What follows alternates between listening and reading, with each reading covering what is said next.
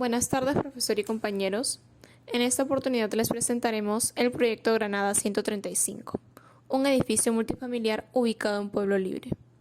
Los integrantes son Serrano Chávez Roger, León Vergara Alejandro, Saras Cortegana Paula, Carvajal Rojas Diana, Ramírez Caichigua Ángel y Ramos Arias Angélica, quien les habla. En la siguiente diapositiva podemos observar la tabla de contenidos, dividido en 6 partes. Se llama cimentación al elemento estructural que transmite las cargas de las columnas y muros al terreno. La elección del tipo de cimentación depende especialmente de las características mecánicas del terreno, como su cohesión, ángulo de rozamiento, entre otros. A partir de todos estos datos, se calcula la capacidad portante, que junto con la homogeneidad del terreno aconsejan usar un tipo. Bueno, hablaremos de las zapatas aisladas y de las zapatas conectadas. La zapata aislada es una cimentación puntual que recibe un solo sistema de carga que se emplea en un terreno firme y competente. Mientras que las zapatas conectadas están constituidas por una zapata excéntrica y una zapata interior unida por una viga de conexión rígida o también llamada viga de cimentación, que permite controlar la rotación de la zapata excéntrica correspondiente a la columna perimetral. Tenemos también a los cimientos corridos, que son un tipo de cimentación que se encarga de soportar los muros de la edificación.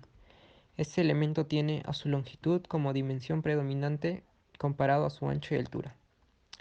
Las vigas de cimentación son utilizadas en suelos con capacidad portante baja o poco resistentes, que sirve para integrar linealmente la cimentación de las columnas y zapatas formando mallas para evitar que las fuerzas sísmicas puedan originar su desplazamiento. Y por último tenemos a los muros de corte o placas, que son paredes de concreto armado que proporcionan en dicha dirección una gran resistencia y rigidez lateral ante movimientos laterales. Bueno, yo hablaré sobre procesos constructivos de las cimentaciones. Para la zapata es un ejecutado el trazado, se procede a realizar las excavaciones. En el fondo del solado de la excavación se construye un solado de concreto pobre y espesor mínimo de 5 centímetros, cuya superficie debe tener trajeo, que permite trazar las columnas que se apoyarán en la zapata. Se preparará las parrillas de zapatas de acuerdo a las indicaciones del plano de estructuras. Instalado esto, se colocan los fierros de columna teniendo como referencia el trazo derecho en el solado. Cimiento corrido. Se vierte primero una capa de concreto antes de echar las piedras grandes, de manera que una de ellas quede completamente una vuelta en un concreto. Antes del cimiento de concreto se rayará la parte superior y dejar unas piedras. Debe comprobarse que los fierros de la columna estén colocados en posición definitiva de acuerdo a los ejes trazados. Para la viga de cimentación, teniendo en cuenta las especificaciones de los planos estructurales para los estribos, se realiza teniendo en cuenta el recubrimiento del hierro con el hormigón. Se preparan los hilos de alambre con el gancho para amarrar el proceso. Se procede a armar la canasta eh, y se realiza empalmes o traslapes necesarios con el cimiento de acuerdo con las especificaciones. Los arranques de las columnas se anclan colocada la canasta o viga de cimentación. De la viga de cimentación se procede a localizar la formaleta teniendo como guía los ejes de la viga. Y se colocan los plomos, aleros o testeros en las orillas y clavan pistones en la parte superior en la que la ancha viga se mantenga uniforme. Se marcan los niveles estableciendo la altura de la viga y les fijan unos clavos para pasar la corona de cimiento y se procede a fundir la viga. Muro de cortes o placas. Al igual que los muros portantes, la bañería de las placas soportan las cargas sísmicas. Sin embargo, a diferencia de estos muros estructurales, son más resistentes y más durables en tiempos. Si bien están diseñadas y construidas, los materiales utilizados en la construcción de estos muros son los siguientes: concreto armado, muros o cortes de placas para refuerzo. El esfuerzo vertical debe ingresar totalmente en la cimentación, respetando su cubrimiento de 7,5 centímetros. Si la placa continúa a niveles superiores, no olvide dejar las mechas con la longitud de empalme apropiada. Antes de vaciar el concreto, asegúrate de que los lados estén bien colocados. A fin de evitar la formación de cangrejeras, el concreto no seco tampoco nevado debe tener fluidez apropiada. Tiene que compactar bien uniformemente el concreto. Debe vaciar el curado de concreto luego de desencofrar, apuntalar el cofrado para proporcionar estabilidad y verificar la plomada. La columna es un elemento estructural lineal vertical que tiene la ventaja de minimizar el impacto de la estructura en el espacio. La característica geométrica principal de las columnas es la relación de esbeltez. Su sección transversal es mucho menor que su longitud. De esta manera, si una columna es alta y delgada, se dice que su relación de esbeltez es alta, y el elemento es susceptible a pandearse ante cargas verticales. Por el contrario, si no es alta y su sección es ancha, la relación de esbeltez es baja, y en este caso la columna es susceptible a fallar por aplastamiento. Es por esto que una columna necesita un material capaz de resistir esfuerzos de compresión y adicionalmente debe incluir refuerzos de acero, que asuman los esfuerzos de tracción asociados a la flexión. Estrictamente las columnas deben ser colocadas con esta separación máxima, el doble de la altura que hay entre el sobrecimiento y la viga solera o el refuerzo horizontal que se ubica en el techo. Columnas. Las columnas son partes clave en cualquier construcción. Todas las columnas obligatoriamente tendrán un refuerzo de acero tanto a lo largo de la columna, el acero longitudinal, y otro transversal y cerrado, el estribo, cuya característica es que va cerrado y envolviendo el acero longitudinal.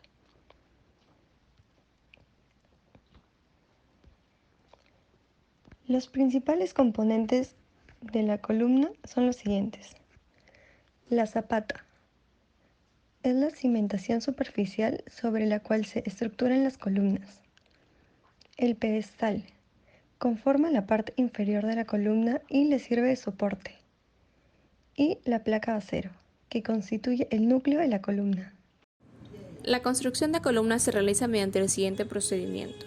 Primero se revisan los planos estructurales generales del edificio y se verifican los ejes. Con esta información se toman medidas y se trazan sobre la placa estas líneas guía. Inicialmente se dibuja el eje central del elemento y luego las dos líneas de borde del elemento. Paso 1. Existen algunas varillas empotradas en la placa inferior que determinan el arranque de la columna. A partir de estas varillas existentes se insertan los estribos y ganchos de las varillas. En los planos de detalle se verifican las medidas entre los estribos y se autoriza insertar los estribos entre las varillas y después los ganchos. Se verifican los plomos para que coincidan con el trazo inicial. Así se comprueba la verticalidad del esfuerzo. Por último, se hacen los traslapos de varillas verticales para continuar con la columna en el piso siguiente. Paso número 2. Encofrado. Con un molde de madera se debe cubrir las columnas, la parte central de esta y toda la zona que irá en contacto con el concreto. Vaciado. El vaciado se realizará una vez el acero esté separado del encofrado, aparezca verticalmente y esté perfectamente asegurado. El vibrado. Durante el vaciado del concreto realizaremos una vibración con ayuda de una varilla motorizada, asegurando la distribución uniforme dentro del encofrado y evitando zonas vacías. Desencofrado. Se realiza el retiro del molde de madera a las 24 horas de haber vaciado el concreto. Este lapso de tiempo es importante para evitar un colapso. Curado. Una vez desencofrada la columna, inmediatamente procederemos a mojar la columna con una manguera de agua. En este caso, los muros que tiene la edificación son rectangulares, con estribos de confinamiento y que van al centro de la zapata. Según los planos dados, las columnas se clasifican de la siguiente manera: por su forma, rectangular y en forma de T, por el refuerzo, con estribos, y por su estructura de confinamiento. Continuamos con el proceso constructivo de las redes externas sanitarias. Salida de desagüe y ventilación. Esta comprende el suministro y la instalación en el interior de los servicios higiénicos de las tuberías y los accesorios de cambio de dirección necesarios para que un aparato sanitario evacúe las aguas grises a la red exterior de desagüe dentro del límite establecido por los muros que conforman el ambiente, ya sea baño, cocina, etc. Las redes de desagüe. Para proceder a la instalación de las líneas de desagüe, previamente las zanjas excavadas deberán estar refinadas y niveladas. El refine consiste en el perfilamiento tanto de las paredes como del fondo, teniendo especial cuidado que no queden protuberancias rocosas que hagan contacto con el cuerpo del tubo. ¿Cómo funciona el sistema de desagüe? El sistema de desagüe tiene la función de evacuar las aguas servidas provenientes de los aparatos sanitarios de la edificación. Cada aparato sanitario está conectado a ramales de desagüe que se unen a colectores. A través de estos, el desagüe llega a una montante vertical. La montante vertical es un tubo que corre verticalmente en los muros de la casa y recoge el agua servida de todos los pisos de la vivienda, y la montante se conecta a los conectores del nivel más bajo de la vivienda que llevan las aguas negras a los colectores de la red pública. El plano de distribución de la red de desagüe es diseñado por el ingeniero sanitario. La tubería de desagüe tiene que evacuar rápidamente las aguas servidas, alejándolas de los aparatos sanitarios. Los empalmes entre los colectores de desagüe se harán en ángulos de 45 grados. Si esto no fuera posible, los empalmes se harán en buzones o cajas de registro. Proceso constructivo. Los pasos a seguir son la ubicación de las tuberías de desagüe y luego la montante. Las tuberías de desagüe deberán ubicarse teniendo en cuenta la estructura de la edificación o vivienda. La montante principal de una vivienda tiene generalmente un diámetro de 4 pulgadas y se empotra en el muro al momento del asentado de los ladrillos. El inconveniente es que el muro queda dividido en dos partes por la montante, y en caso de un sismo, esta división debilita la resistencia estructural del muro. Para evitar este problema, se refuerza el muro colocando dos alambres número 8 cada 3 hiladas de ladrillo, tal cual se puede ver en la siguiente imagen. Los colectores de desagüe se colocan al momento de disponer los ladrillos y los fierros de las viguetas, como se muestra en la imagen siguiente. El trazado y abertura de las zanjas para los tubos de desagüe. El primer paso sería interpretar el plano de instalaciones sanitarias. El segundo, trazar la red en el terreno. Se colocan estacas determinando los puntos donde van a pasar los tubos, se clava una puntilla y se extiende un hilo para marcar el ancho de la zanja con tiza en polvo. Para continuar, seguimos con la excavación de zanja. Esta operación se realiza con una máquina excavadora y en cuestión de trabajos menores con un pico y una lampa. Proseguimos con marcar, verificar y cortar los tubos de PVC. Los accesorios de desagüe, ya sean codos, TY, etc., tienen una medida predeterminada. Las partes de los tubos que conectan los accesorios, niples, serán cortadas en obra. Los tubos se marcan de acuerdo al tamaño del niple que necesitamos.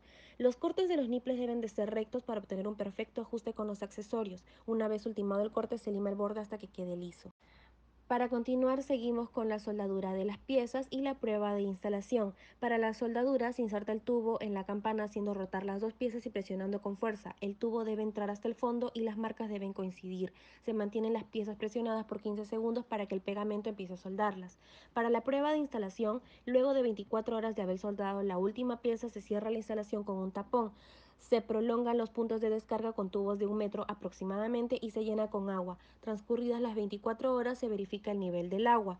En caso de que el nivel del agua haya bajado, significa que hay presencia de fugas, por lo cual deberemos identificar y repararlas para luego repetir la prueba.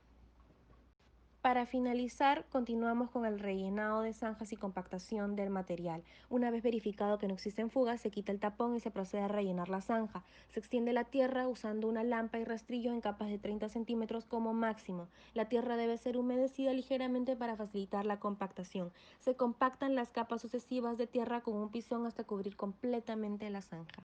Bueno, empecemos con el metrado del concreto.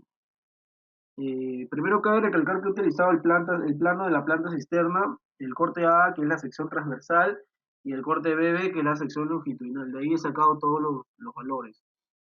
Para el metrado concreto lo he dividido en tres partes: la losa de fondo, los muros y la losa de techo. El espesor de la losa de fondo y muros es de 0.25 y el de la losa de techo es de 0.20. Tenemos la unidad, que es en metros cúbicos, la longitud, el ancho, el número de veces, y con eso me salen todos los parciales. Y la suma total me sale de 14 metros cúbicos de concreto, ¿no? Para el metrado de encofrado lo he dividido en muros externos y en muros internos, horizontal y verticales, y aparte la losa de techo. La unidad es metros cuadrados y saco los valores de longitud, ancho y el espesor y el número de veces. Y con eso me da un total de 93.90, redondeando 94 metros cuadrados de madera requeridos. Ahora el metrado del acero lo he dividido en la sección longitudinal y transversal. Como podemos ver, en la primera sección longitudinal tenemos la losa de fondo, en la cual he dividido en 5 fierros. Y la unidad es kilogramos. El diámetro es fierro de media pulgada. El peso es de 0.994 kilogramos. Y bueno, sacamos la longitud, el número de veces y con eso sacamos la distancia parcial. Luego, igualito para la transversal, la losa de fondo, para los muros verticales, muros horizontales, cada 0.30 metros. Y en la transversal, la losa de techo cada 0.2 metros. Luego sacamos toda la suma total que nos da 1008.08 kilogramos de acero, pero siempre se le suma el 5% de error o de desperdicio, como dicen, y me sale un resultado de 1058.48 kilogramos de acero.